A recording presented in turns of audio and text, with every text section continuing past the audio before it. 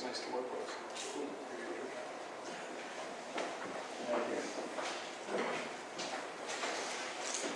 Admiral's Row is a terrific special enclave, really, at the corner of the Brooklyn Navy Yard. It's got gritty industrial architecture by, these are by S9, our building.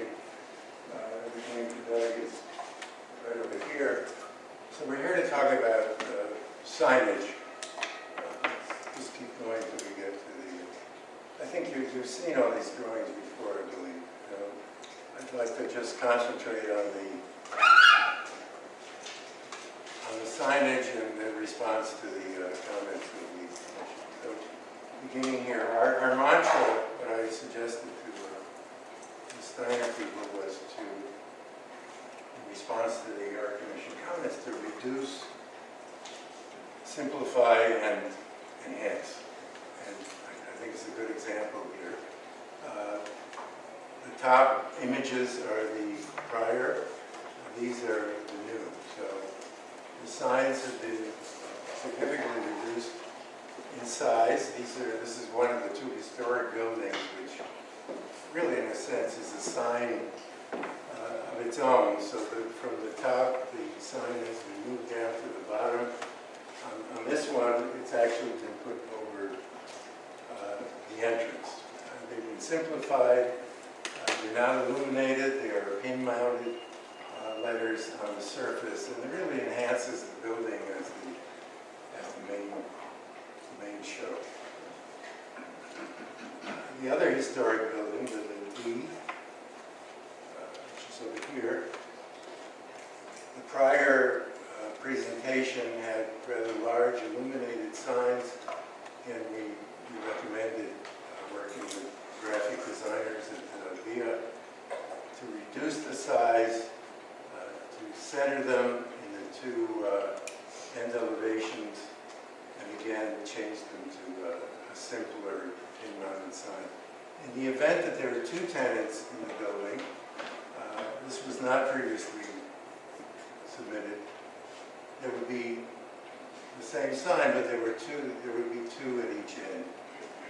I can't really, I know Doug would be even more passionate about this, but the signage for these folks is extremely important. I used to pass a sign company in Harlem that had a sign saying, "A business without a sign is a sign of no business." And in today's climate, walking here from the subway on Chambers Street, half the stores were vacant. The tenants in these buildings are really going to be wanting some identity that can be visible, but we feel a small identity in a building like this at pedestrian scale is sufficient. So again, we've suggested reducing the signage and simplifying.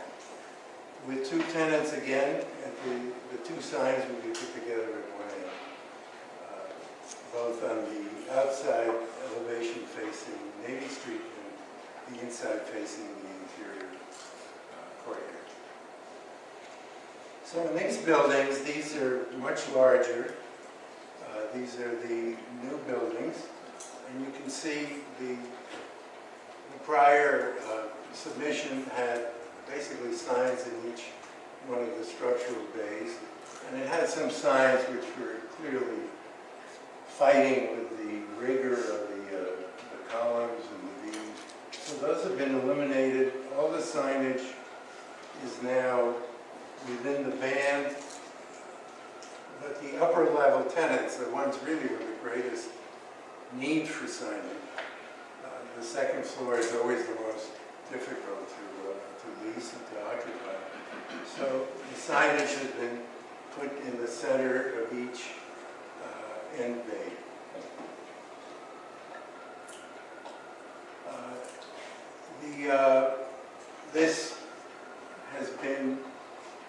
This is very busy and doesn't really go to the bay, so we suggested to simplify the sign, put it in the center of the structural bay.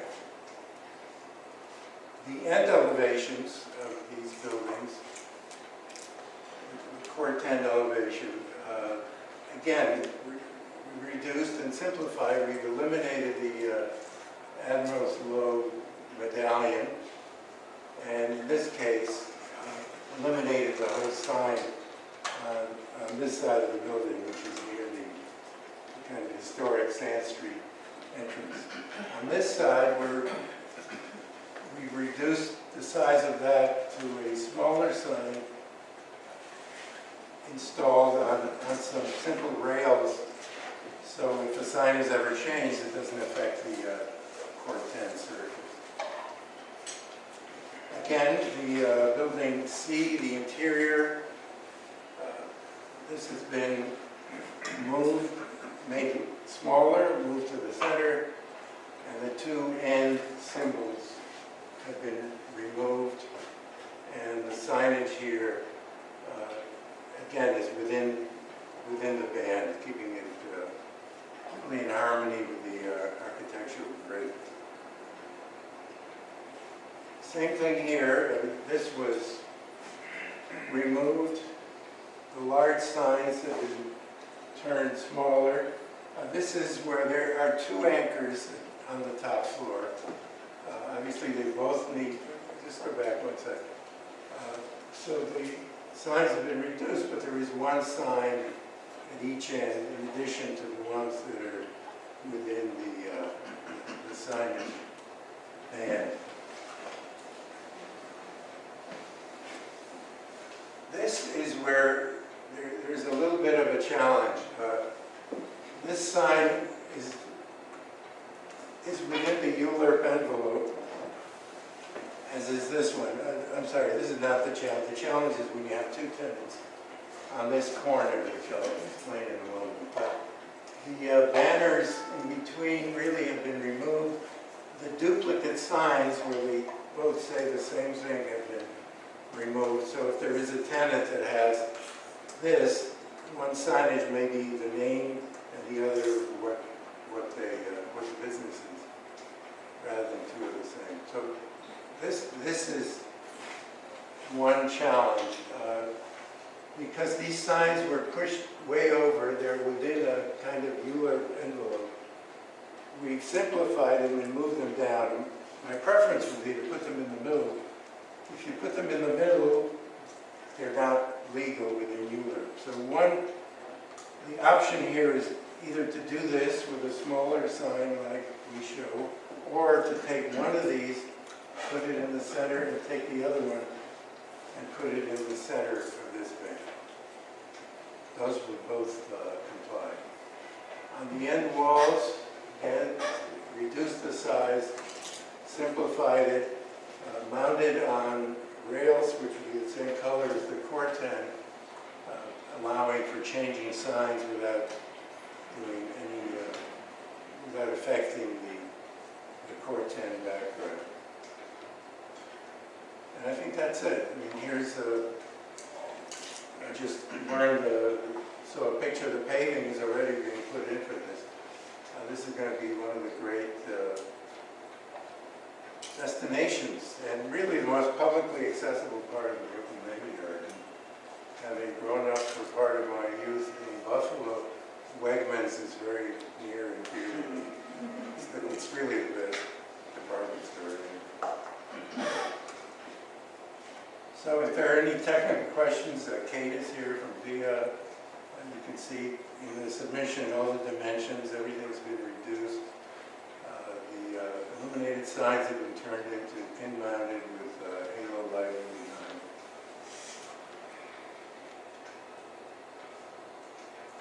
And I think it's all going to go with this, really tough Brooklyn Navy Yard kind of architecture, which we very much respect. And S9 has been talked to about these changes, and they're on board as well.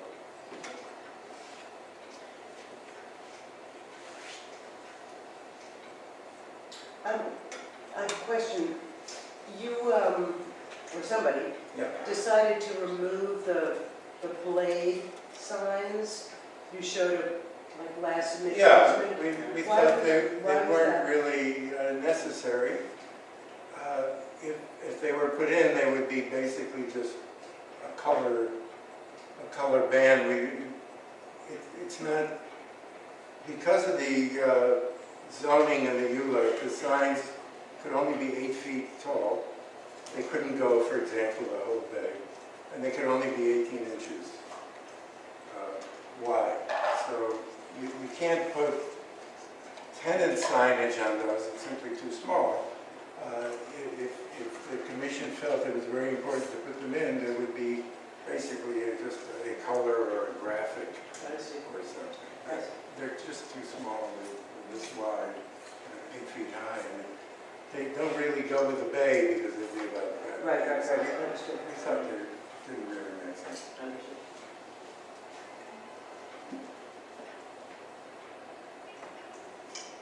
Yeah, let's do that. Could we look at slide 27? Sorry? Could we look at slide 27? Could we look at slide 27? Yeah, sure. I just have a moment here. I think there were a lot of good revisions done. I appreciate that. But one comment about this slide, what it's depicting is, the sign is somewhat important. Now, I know that's only going to feature tenants that have over 5,000 square footage. Right. So I'm wondering if that's what we're looking at there. Will there actually be that many tenants with that much square footage? Probably not. No, but we wanted to show the most just to explain. In fact, the trees here are quite significant, and we're going to shade much of this wall. And the same thing here. I mean, one of the nice things about lowering the signs is that they're down at pedestrian scale, so you see them as you drive by. But signs like this are very important. The people who are driving on Flushing or Navy Street, many people initially are not going to know what this is, and I think they're going to want to be drawn into this new space. I mean, I think it's pretty clear that it's retail with all the signs and the C channels. Yeah. And then the sign on the port end sidewall. And I think on this view, I think there's another view on page 47 where you do see more of a big angle. Where that actual sign, is less, like this angle, or that angle where it actually, It was one where it's showing the Portland sidewalk off the sign. Yeah, one before. There was another one where it was the list of tenants too on the Portland side. Keep going. A couple of them, I know the one. Yeah, this one. So at this oblique angle, I mean, that sign is pretty clear. Yeah, but Portland side wall, but for example, I think in this case, I'm sympathetic to the fact that it's only 18 inches wide for counter signs, but I think something where there's kind of like perpendicular sign, like a blade, would actually be more visible on the side. Although I'm sympathetic that it's only 18 inches wide. yeah, I mean, the blade would be a nice graphic feature, but it's really not a sign because it's simply too small to put any of these logos would not work. By the way, this is where the trees here are as big as this piece of paper. This doesn't really show. This is that corner that shows much better in the rendering. I think the signs will be fairly quiet against the quartet. So then, so respectfully, if the trees serve such a good function and they're going to continue to be there, Yeah. is it absolutely essential to have any signs on that wall? Because the rendering, there's a particular character and interest with the trees and what happens, and then signage on the major facade seems clearly appropriate, but the other seems somewhat superfluous and maybe even cluttered because it looks pretty good without the signs. And yet you have signs enough to do justice for the retailers. I think my response is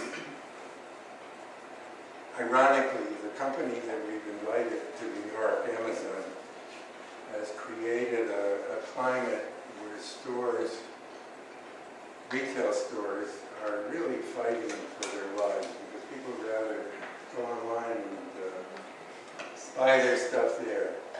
The tenants on this floor are going to be desperate to have their logos and their identity seen from the street. Yes, there are trees. In the winter, this will be more visible than in the summer, but there are people driving on Navy, driving on Flushing. The signs are truly essential for the financial well-being of this entire project. I was just going to say, I really appreciate how much attention you've given to the pedestrian perspective. And I think that, I wasn't here at the September presentation, but it seems like there have been a lot of details made to create that human scale. But to that end, I also wonder about the plates, the banners, because I think that could help create a sense of enclosure a little bit, because the building mass is actually quite large, especially as you're approaching it on foot. And similarly, the sign on the portent might also, it is for the people in the cars, I think, moving at a certain speed. Yeah, these are for people in Yeah. cars. Yeah, and, These but are- with the tree, but I guess to Apple's point about the tree. So anyway, I just wanted, I think, especially at the oblique angle, I wonder if just having a little, something that's perpendicular, even if it's a small gesture, might be a nice way of. We've discussed it. I don't think it would hurt. I think it would be a nice feature. It would not be a sign. I mean, it would basically be to scale the banner. That would be a blade, 8 feet high. And it could be, a bright color or 4 colors or something. It would, enliven this facade, no question, but it's not an answer to the need for signage because it's simply too small for signage. But if the commission feels that that's important. It's also, don't forget, pretty far up in the air. I think we're saying the blades, might be an alternative to the main signs on the left where it says fitness. I don't think we're saying that both would exist, but as a potential alternative to where it says fitness. I think we're talking about like one or the other. Honestly, I don't think it would be an alternative. It would be a nice graphic feature. But, the companies want their logo. I mean, this is a made-up logo. But if it's a company that has a logo and the logo has a proportion, you have to imagine it on an 8-foot by 18-inch vertical. I mean, that's about the proportion of it. If the company's logo is like this, the letters, most of this would be a blank. And the people driving on Navy Street would possibly not see it. I don't think it's I think these will be fewer, as was mentioned, but I think they're very important to the Steiner people to make this place a success. I mean, this is not an upscale, high net worth neighborhood. This is a working New York neighborhood. It's been pretty much of a food desert now that Wegmans is coming. It's going to be a wonderful thing. But the tenants renting up here are going to have a real challenge. And I think they need, if they had their druthers, they'd probably love a full scale, super graphic. And by the way, I've driven around the Navy Yard for 20 years with Doug. The signage at the Navy Yard is pretty robust. It's not small and delicate. Some of the letters are 6 feet tall. Some of the buildings. I mean, this is a gritty industrial neighborhood. I don't think these are out of character.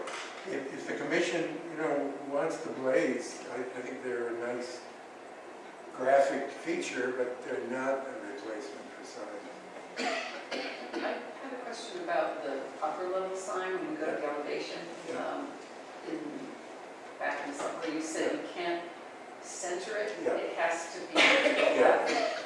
And so I was just wondering about how you attach that sign to the, whatever that X is. You don't, you attach it to The glazing, the mullions. The mullions are mullions. structural, structural and mullions. their pins would come out and So- attach the button. It seems like there's a conflict between your X's and the signage and how they sit together in terms of readability and, No, the signage will be proud of the X's. The X's will be what is the X made of? steel rod. And it sits like Yeah, just in front of the just in front of the glass. curtain wall. And then this sits beyond the Yeah, X. these would be cut out letters, and they would sit right in front.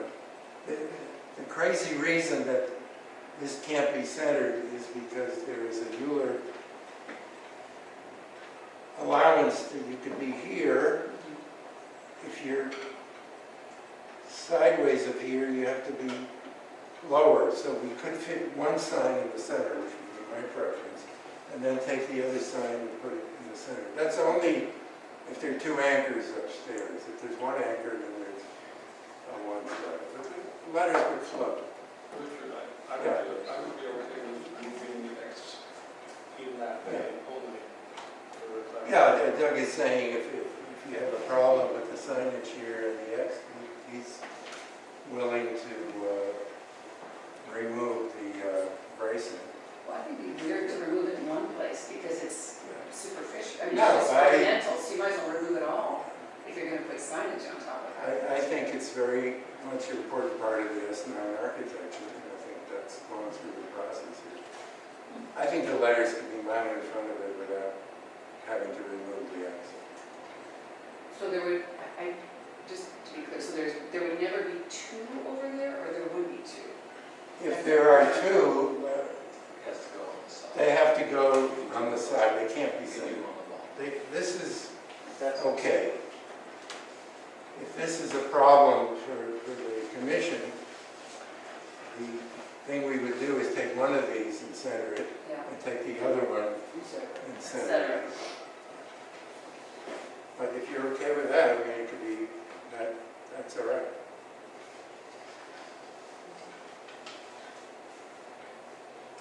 You've changed the doors too.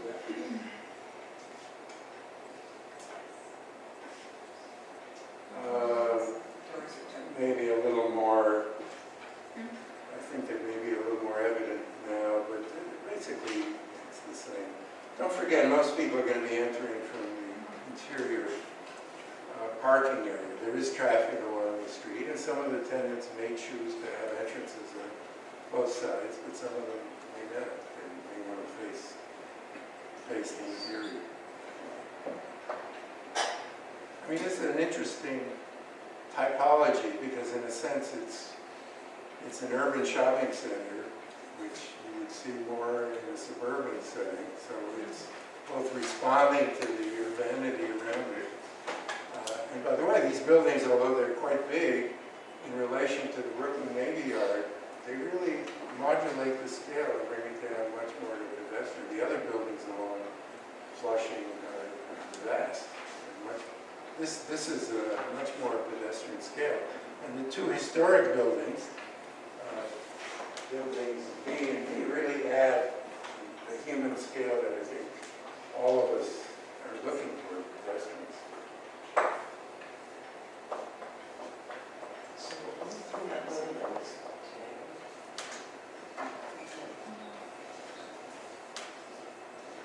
Any other comments? Okay, thank you very much. So thanks for having us. Paul Vandergren with WXY. So we're working with Applied. They're a wayfinding company based in the UK.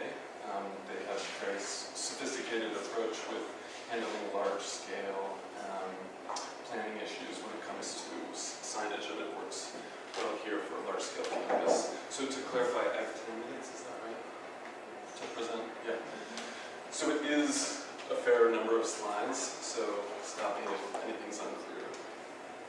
To start, we're going to just touch on how this work relates to the master plan, which I believe you've all had a chance to review briefly with the Navy Yard, and how the wayfinding goals key into that. Go over some brief existing conditions, summarize the stakeholder engagement process to date, and then where we're going to be focusing most of our time is on the wayfinding strategy, which is really indicative of where we're at in the process. We're thinking site-wide how the system works together to improve navigation, and less focused on the design of the sign elements themselves, but we have some kind of initial directions that we can walk you through. So on the master plan, WXY worked with the Navy Yard for close to 2 years on a comprehensive master plan for the 300-acre site.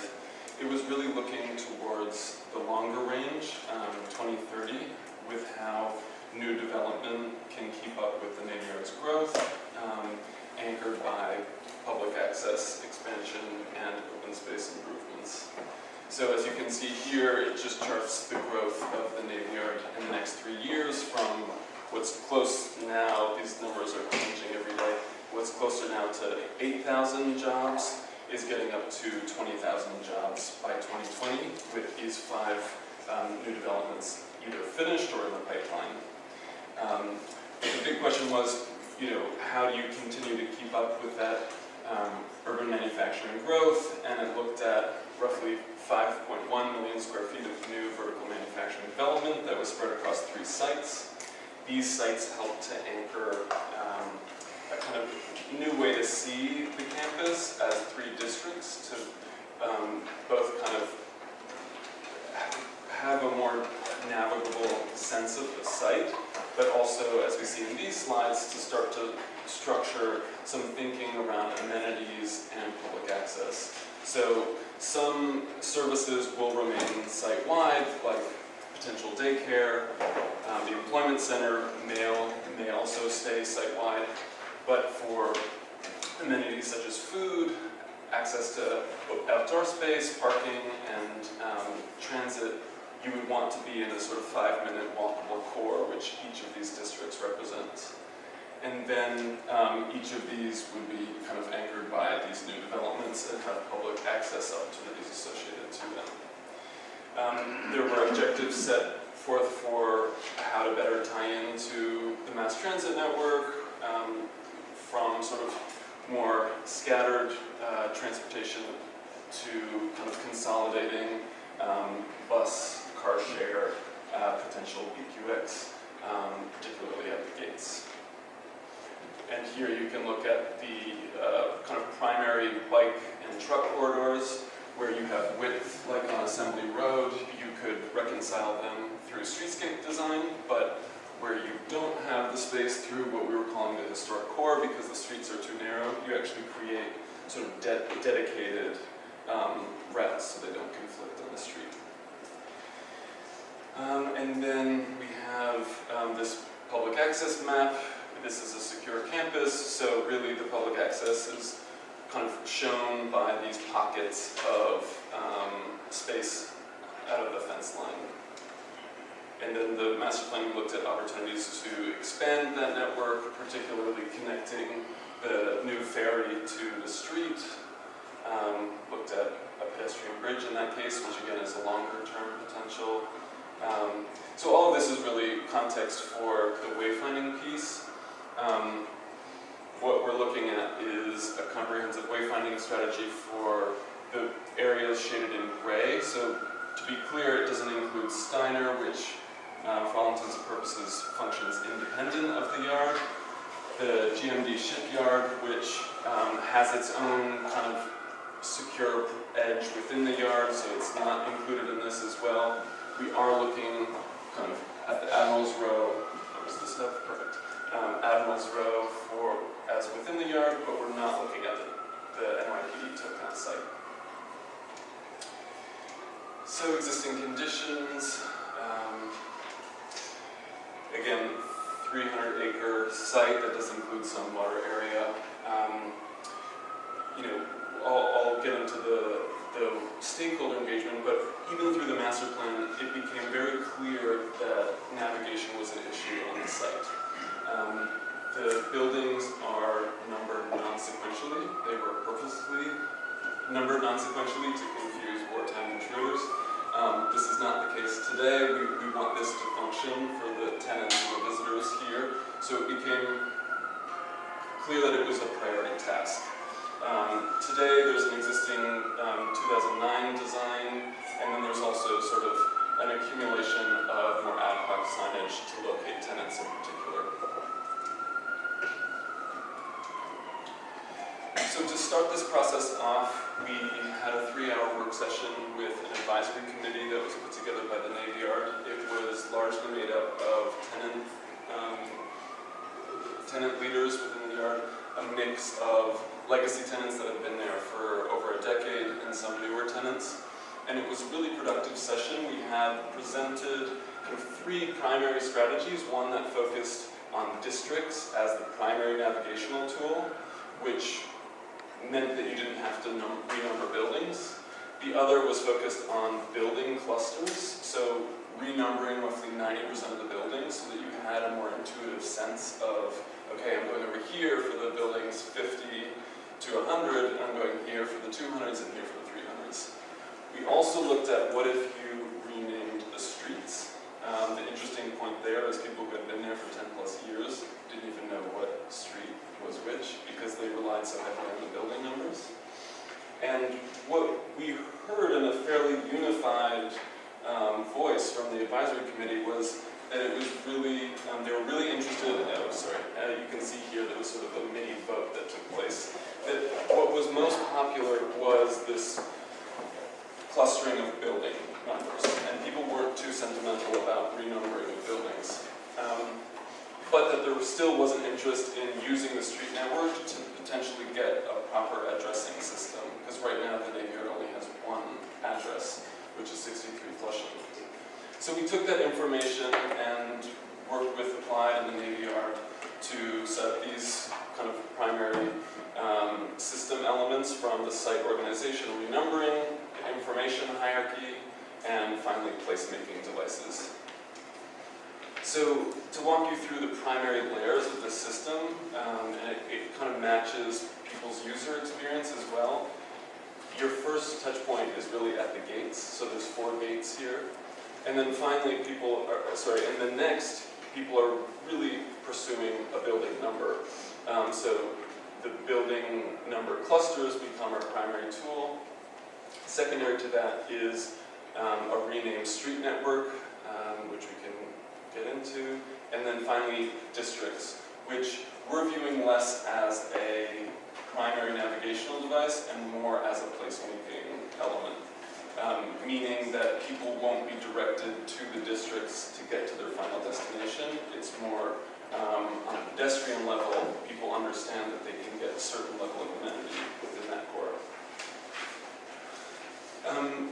As you'll see, naming is an important part of this. The first thing we were coming to terms with the gates. Currently they are named to the streets that are adjacent to them. So this is Sand Street Gate. This is Cumberland, this is Clinton, and this is Clymer.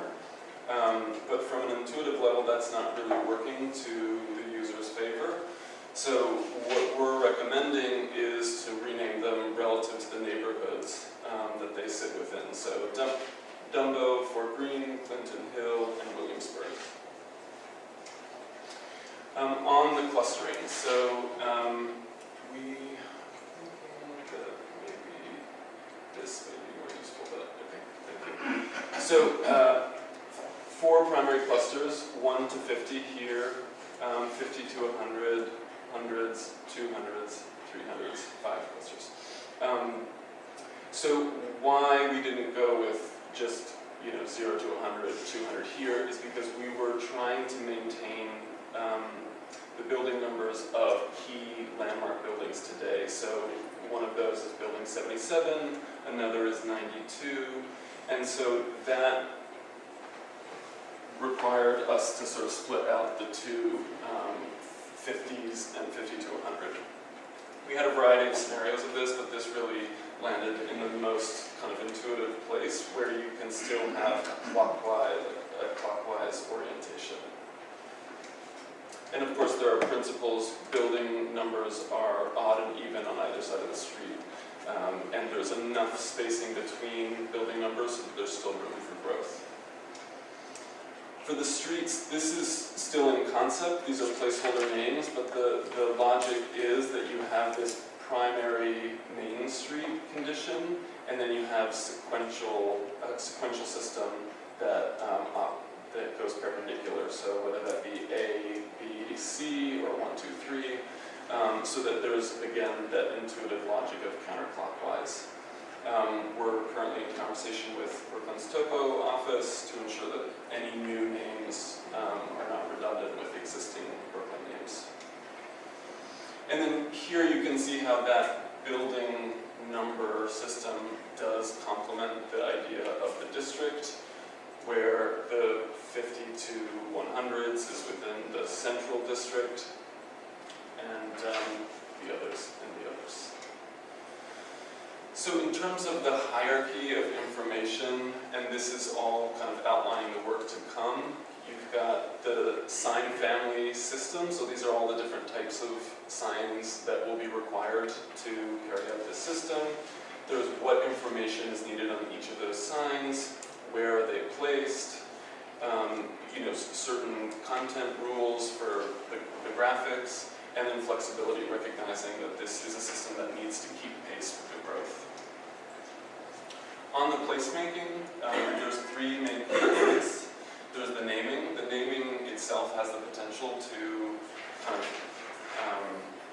of support the unique character of the Navy Yard.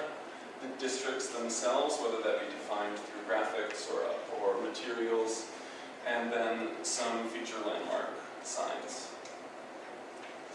On the naming, we're sort of just starting that process. The opportunities for naming are the gates, as we looked at. That's largely set in our minds. There's the districts. We haven't finalized what these districts may be called. And then the routes themselves, so that main route and then the secondary.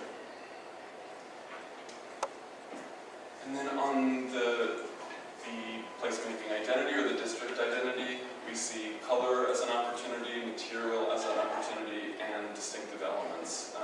Primarily some of the unique structures that are there today. How do you kind of celebrate those? This one's largely covering the others. And then here's sort of a look at potential landmark options, whether it be existing buildings, lighting existing structures, or perhaps new signage elements.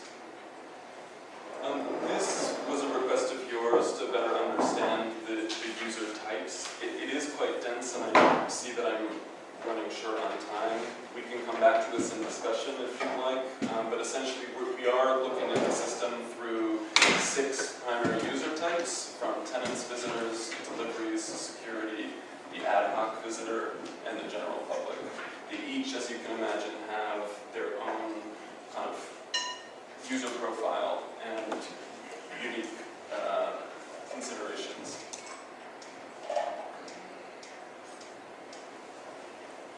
So on the design direction, again, this is early stage. We're looking at kind of understanding what is unique about the yard today, a kind of recap of the recent rebranding of the Navy Yard, looking at typical user journeys, the role of color and signage opportunities, principles for accessibility and sustainability, and some material precedents.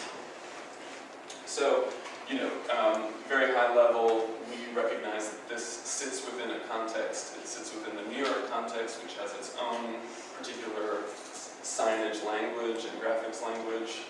It also sits within in Brooklyn, with Dumbo, Vinegar Hill, downtown Brooklyn, Williamsburg.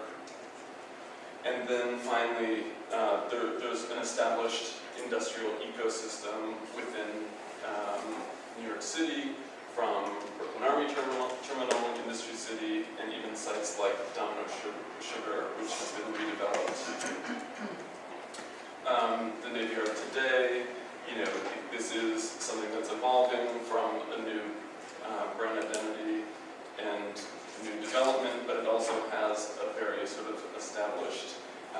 industrial narrative to it.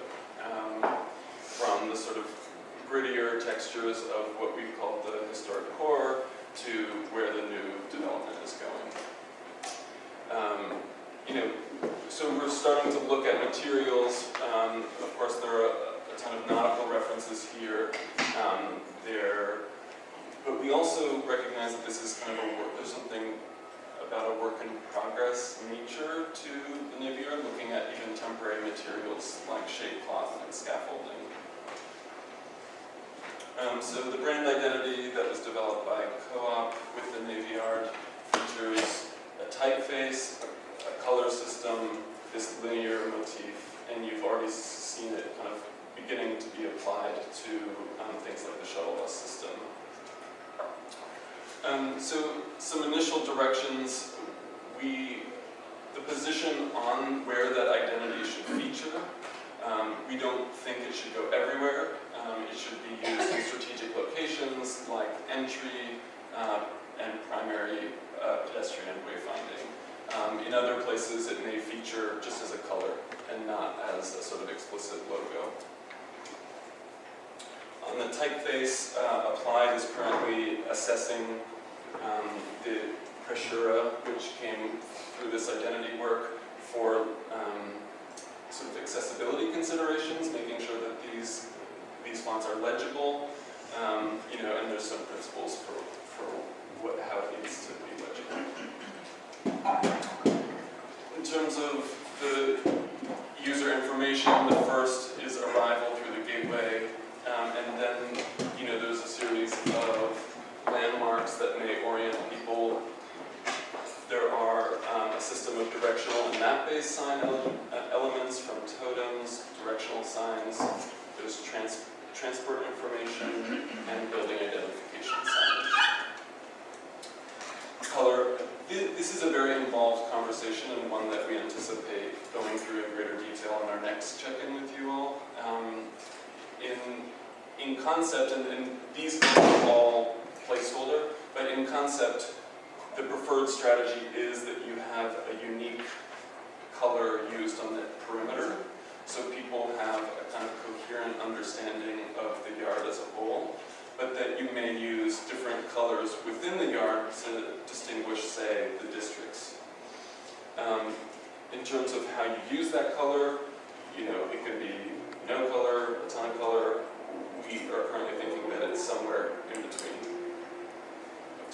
Again, not final colors, but you can see how color could help to break up the large site. I'm going to go through, these are all very sketch, and in terms of how to mark the gate, the yard has kind of struggled with visibility. Want to make sure that we've got visible access, particularly with trucks. Okay, and I think we're good. So in terms of the schedule, we are working in parallel with gate improvements, and we're currently here at this first review, so you can see the general timeline that we're hoping to have this wrapped up in late spring. We'll go to a map for comments.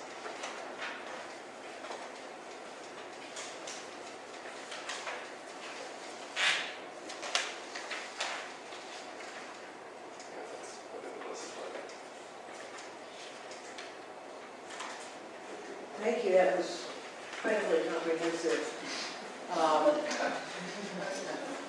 And I know that when we've looked at this, you've had more time to look at it, so if you could start us off, please.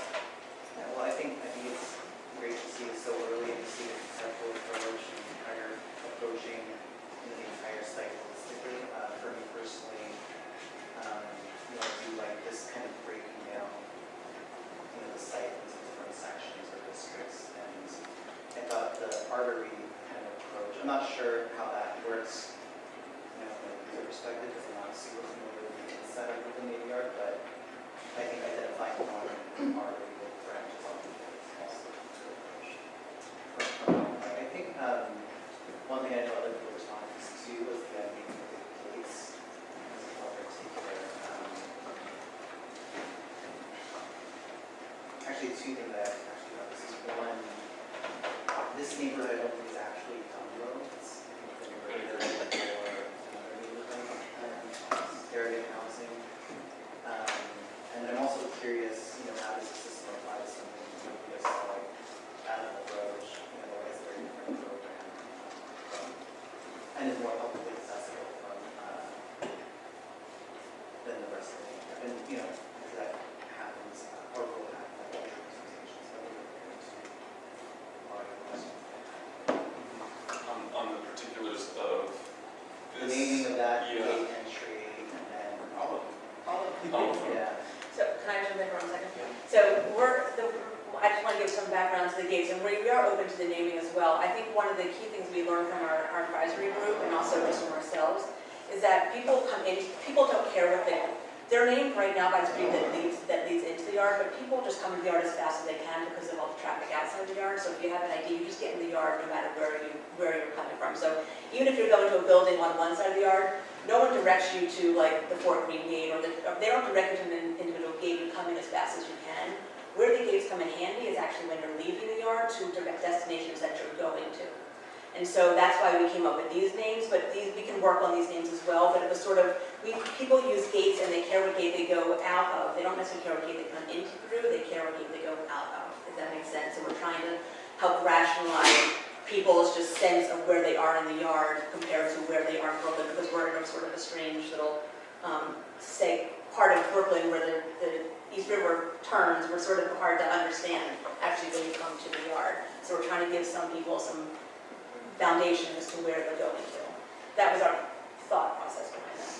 Yeah, and I guess to that end, this is a really small note, but in the presentation materials I reviewed before today, it did say that there wouldn't be as much attention paid to the gates from the internal perspective. And if it is about people being able to exit, then I would say that that should be part of the consideration. But that's the way that people are using these gates.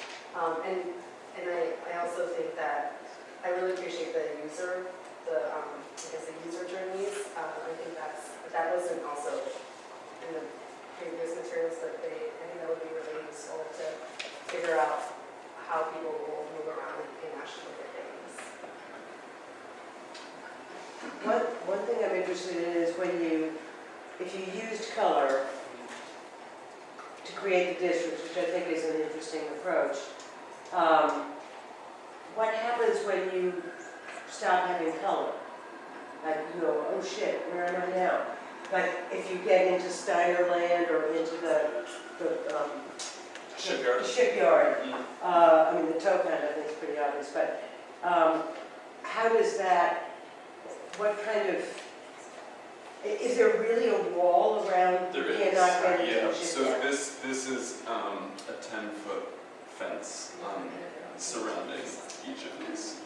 I see. So, and it's not, the user groups we're looking at, which are maybe our tenants, visitors, and public, in the case of, the public amenity spaces, they're not able to go into Steiner Media Campus, and they're not able to go into the I shipyard. see, okay, well, that answers that. Yeah, and I think our intent is further down. We've already looked at sort of concepts, but and in some ways, we should actually change these graphics too, because I don't think they should be completely grayed out. We do recognize that the shipyard is there, Steiner's there, and there'll be some indication, like either on a gate or something that will indicate that, on signs as well, that will direct you to those places, but you can't actually you can get to GMD. GMD, there's an entrance from the Navy Yard. Steiner just finished a project where they actually will no longer, today they have an entrance through our gate, but that's going away completely, and they're going to enter from Kent Avenue and from Washington. You can't get to them from inside the Navy Yard at all. Oh, that inside gates. It's going to go away. Go away. Yeah, so they got their curb cut on So Kent Avenue. it's currently there, but it will. That's currently, their gate today is right up here, but they actually got a curb cut over here, and then they're going to take that away. So you won't be able to access it from inside the yard at all. Well, that's sort of interesting. I was going to ask the same kind of question. What's the, in the proposed analytical hierarchy of how people get there, who you're catering to. Excuse me. So there will be the ferry, and then you mentioned bikes and other things. What do you think, if any, will be the trend of the users who come in private cars or taxis, and where would they go and how?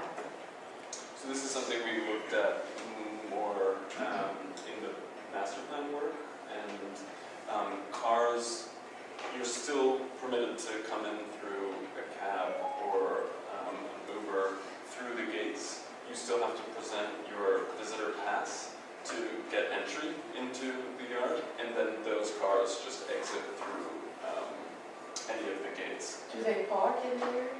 They can't, nobody can park? You can get visitor parking, but Visitors again, and parking, it's controlled centrally through the Navy Yard. So there would be spaces for parking allocated? There is currently parking. Yeah, we have no assigned, it's first come, first served, so if we can find a space in the yard, good luck, it's getting harder and harder. And, But we looked at a variety of mechanisms throughout the master plan to incentivize mass transit, because, parking, we don't want to overbuild parking. Yeah, and new master plan buildings will have to include parking as part of Okay, it. so let's see, so deliveries and all by truck, Mostly, yeah. so they park temporarily? No, they don't, we, They've loaded. yeah, loading, they don't Loading actually bays. park. Okay, Yeah. thank you.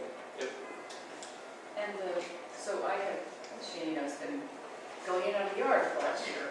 At first it was incredibly difficult to figure out where I was, how to get the cab to where I was going. And you kind of learn the more you go. But I think you also learn that you don't need to necessarily go into the yard. You can rent a car, that you would just get dropped, where you might want to go in.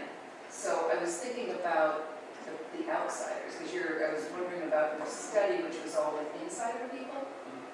And so I'm thinking about the people that are most confused are the people who are not that, I don't know so much about your group that was your study group, but were there people who, They were mostly just, but, well, they were all tenants of the yard, but they certainly had, they were able to articulate issues that their visitors, their delivery drivers, all the people that come to visit them, they are very able to articulate the issues that they experience? experience. Yeah.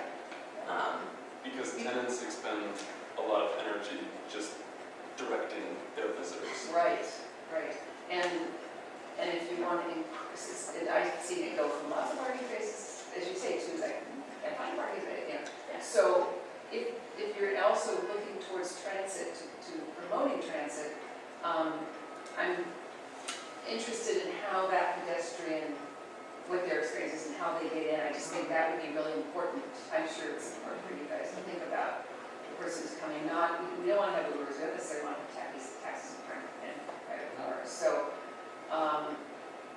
they're either on a shuttle bus coming from the subway, which you get every so many minutes, or if you're in the yard, they only let people who, they're kind of, I know you're probably working on this, but it'd be interesting to know what those flows are and where those people come in are anticipated, because the gates right now are very vehicular centric.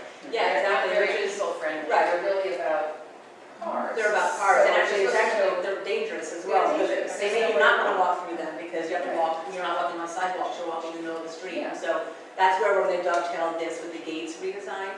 We want to, the gates are a really important aspect of this project, because first of all, you need to know that you're at the Navy Yard, so you need to have this you need to be able to see that this is a gate for safety and pedestrian, and most of our gates are not ADA accessible, there's no sidewalks on a lot of them, so it's all going to dovetail together when we do the gate design, but we're keeping all of that in our minds. And then it just also gets to the information hierarchy, and where's information for those users. You want to actually just be on foot Exactly. or bikes. Yes. Right, because if you're coming by the city bike, which you now have some inside, Right. right, or bike parking. So, you're showing where it all is, that this network, this other pedestrian network would be interesting to understand.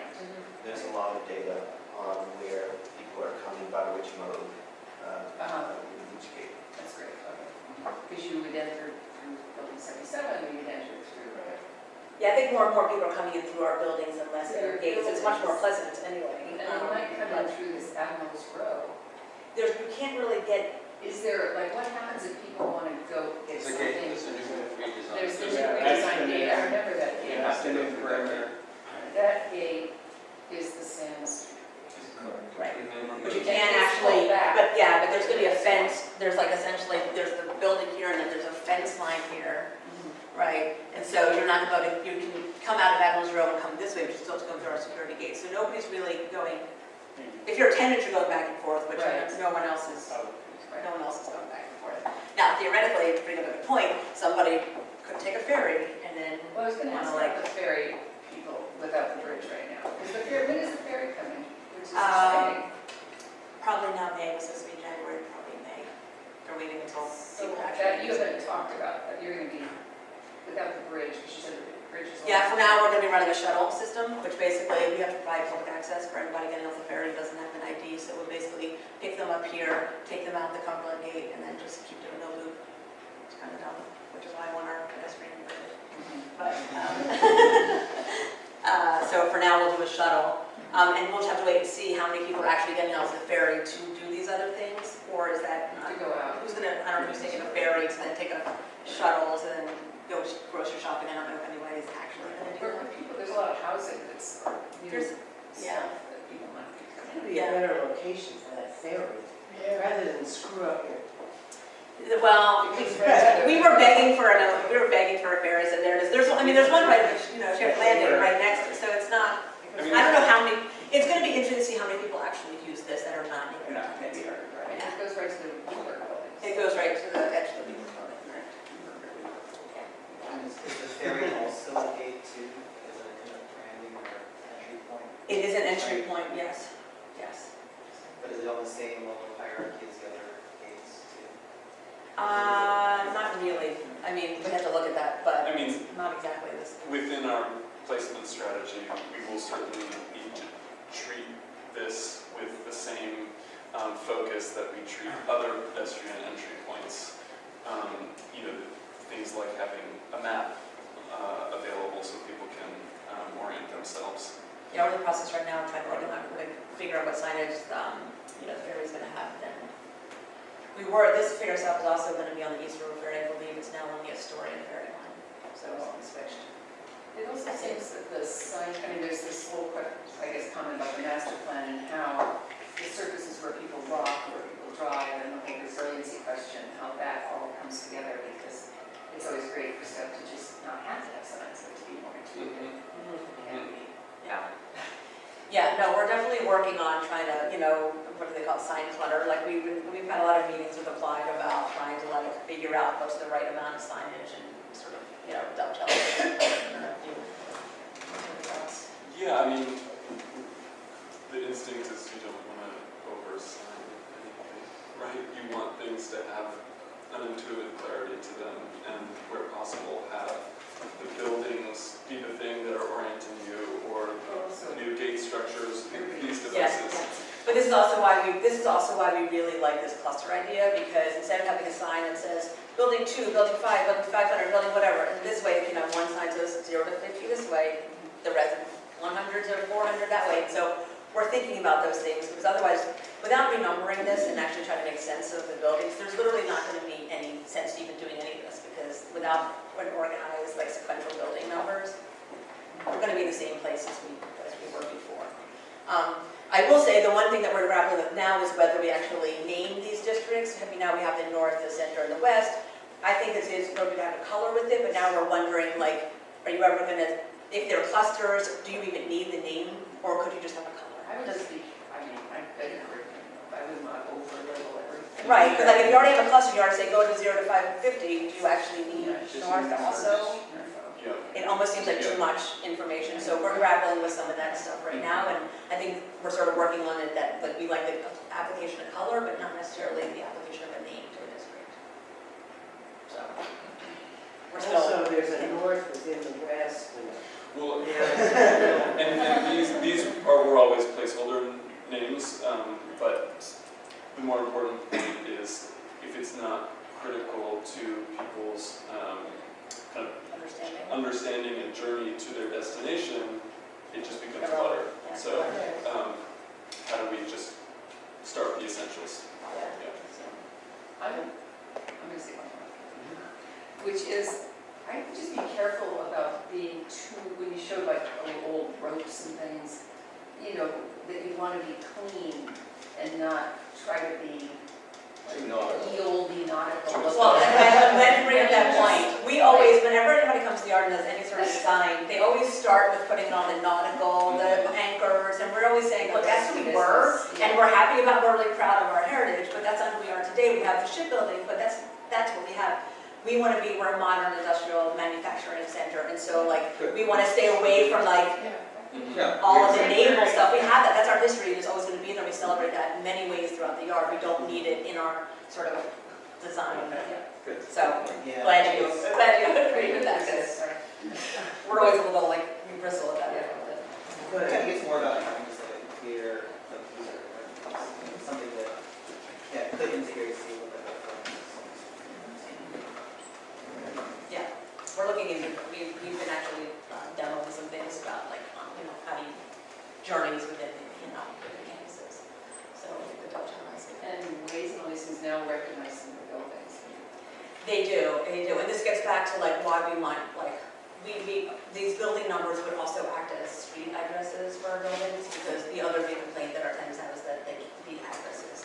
You have a different, you use a suite number for FedEx and everything, then you use an address for the post office, and, you know, it comes to a main central point, and so we're really, I think that it's gonna be a little bit painful to do, but I think if we can get addresses for all of our buildings, we're gonna be, so we're having, the Toco office actually was very thrilled about that idea too, because we actually have a few addresses there now, like New Lab has their own address, 77 has their own address. I mean, there are a few, but every time someone wants to get a new address, they have to go to Topo, and Topo has to go through this whole big rigmarole about how do you assign an address to particularly these streets in the Navy Yard. So that I think is another just like easy thing that we can do alongside this. But that the addresses won't help us necessarily as you're on the ground as the person is walking, but it will in terms of like leads and things like that. Interesting.